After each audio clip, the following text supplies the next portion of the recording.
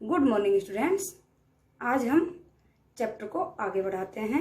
हिम्मत करने वालों की कभी हार नहीं होती। पार्ट 5, हिम्मत करने वालों की हार नहीं होती, जो साहस करता है उसकी कभी हार नहीं होती। ये कविता किसने लिखी है? हरिवंश राय बच्चन ने। हरिवंश राय बच्चन अपनी कविता के माध्यम से कहते हैं जो साहस से कार्य करते हैं वह कभी हारते नहीं हैं। और इसने कविता के माध्यम से समझाया है कि कभी भी हिम्मत से जो कार्य करता है, जो साहस से कार्य करता है, उसकी हार नहीं होती है। और 2 उदाहरण भी देकर समझाए। चींटी का उदाहरण दिया है और गोताखोर का उदाहरण दिया है। चींटी, नन्ही चींटी जब दाना लेकर चलती है, छोटी सी चींटी जब दाना लेकर चलती है 100 बार फिसलती है।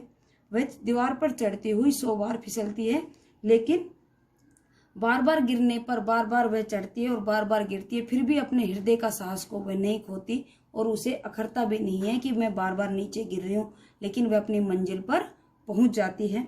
और उसकी मेहनत भी बेकार नहीं होती क्योंकि उसमें साहस है और वह उदास नहीं होती, अपने साहस को नहीं खोती, लेकिन अपने लक्ष्य पर पहुंच जाती है। और दूसरा उदाहरण किसका दिया?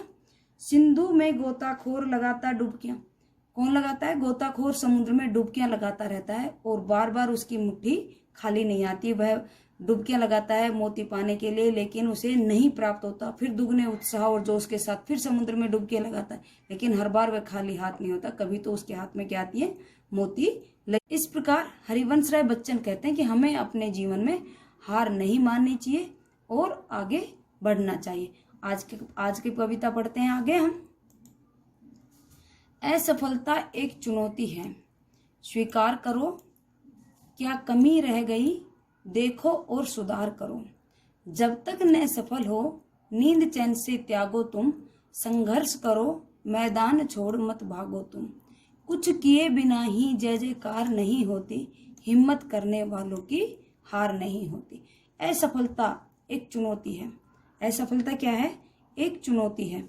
इसे हमें स्वीकार करना चाहिए। ये नहीं कि हम दूसरे के सर ये कह दें कि नहीं ये कार्य में इसलिए असफल हो गया कि ऐसा हो गया था। नहीं, हमें स्वीकार करना चाहिए कि हमारी कहीं गलती थी। मैं अगर ऐसा करता तो मैं सफल हो जाता। उसे एक चुनौती के रूप में लेना चाहिए, उसमें अपनी कमी को ढूंढना चाहिए और फिर हमें आगे बढ़ना चाहिए। क्या कमी रह गई देखो और सुधार करो।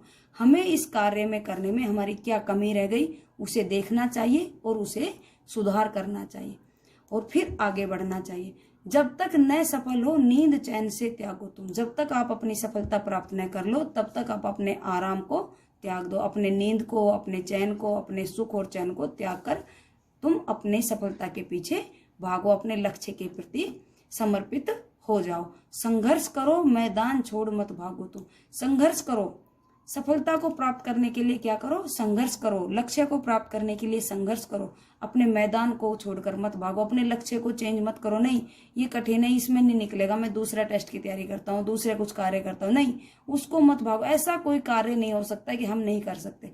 उस कार्य को करो, संघर्ष करो, मैदान को मत छोड़ो और सफलता प्राप्त करो। कौन कह रहा है? ये कवि हरिवंश राय बच्चन कह रहे हैं कि तुम संघर्ष करो, मैदान मत छोड़ो, अपने लक्ष्य को मत छोड़ो और नींद चैन को भी त्यागो, अपने आराम को त्यागो, अपने लक्ष्य के प्रति समर्पित होकर आप आगे बढ़ो। कुछ किए बिना ही जय जयकार नहीं होती। कुछ त्याग किए बिना ही जय जयकार नहीं होती, प्रसिद्धि प्राप्त नहीं होती। कुछ त्याग किए बिना, जब हमें सफलता प्राप्त करनी है, हमें उस समर्पण से लग जाएंगे उस लक्ष्य के प्रति, तब हमें क्या नहीं होती? जय जयकार। ऐसे जब तक हमें सफलता प्राप्त नहीं होगी तो कोई भी हमारी जय जयकार नहीं करेगा। जब तक हम कोई त्याग नहीं करेंगे, कठिनाई सहन नहीं करेंगे, तब तक हमें क्या प्राप्त नहीं होगी? सफलता प्राप्त नहीं होगी। और सफलता प्राप्त नहीं होगी तब तक कोई भी जय जयकार नहीं करेगा। हिम्मत करने वालों की हार नहीं होती, साहस करने वालों की कभी हार नहीं होती। हमेशा वह अपने लक्ष्य को प्राप्त कर ही लेता है। आज की कविता का भावार्थ इतना ही।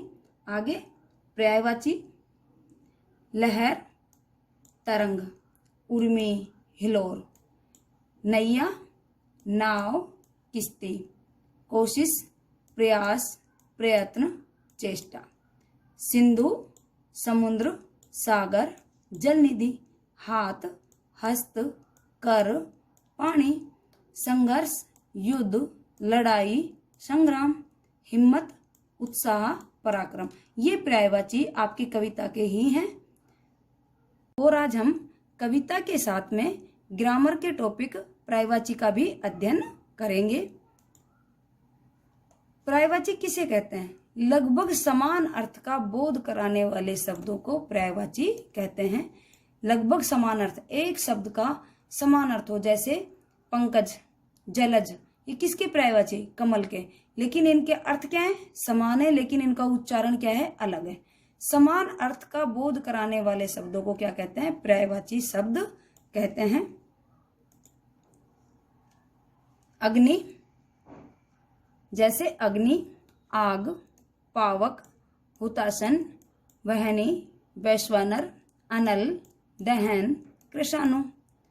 अतिथि, अभ्यागत, मेहमान, पाहुन, आगुंतक। अमृत, पीयूष, सुधा, अम्य, अमी, सोम। अश्व, घोड़ा, तुरंग, है, बाजी, घोटक, सैंधव। असुर, निशाचर, दानव, दैत्य, निशिचर, रजनीचर, धनुज, तमीचर। यहाँ निशा का अर्थ भी रात्रि होता है, चर का अर्थ होता है विचरण करने वाला। निशी का अर्थ भी रात्रि होता है, चर का अर्थ क्या हो गया? विचरण करने वाला। रजनी का अर्थ भी क्या होता है? रात्रि। और तमी का अर्थ क्या होता है? अंधेरा। तो रात्रि में विचरण करने वाले कौन होते हैं? असुर। तो आंख, चक्षु, नेत्र, नयन, लोचन, दृग, अक्षि। आकाश, आसमान, व्योम, अंतरिक्ष, अंबर, नभ। शून्य, अनंत, गगन, वियत, वायुमंडल। इंद्र, देवेंद्र, मध्वा, शक्र, सुरेंद्र, सुरेश। देवराज, पुरंदर, सुरपति, सचिपति, देवेश। इच्छा, अभिलाषा, आकांक्षा, चाह, कामना। मनोरथ, स्पृहा, वांछा, लिप्सा, इहा, लालसा। ईश्वर, ईश, प्रभु, परमेश्वर, हरि, स्वामी। परमात्मा, जगदीश, जगदीश्वर, परब्रह्म, अंतर्यामी। उपवन, बाग, बगीचा, वाटिका, उद्यान, फुलवारी। ऋषि, मुनि, मनीषी, महात्मा, साधु, संत। कपड़ा, वसन, वस्त्र, चीर, पट, अंबर। कमल, जलज, अंबुज, पदम, नीरज, सरोज, वारिज, पंकज, सरसिज, अरविंद, राजीव। किरण, मयूख, अंशु, कर, रश्मि, मरीचि। Thank you class.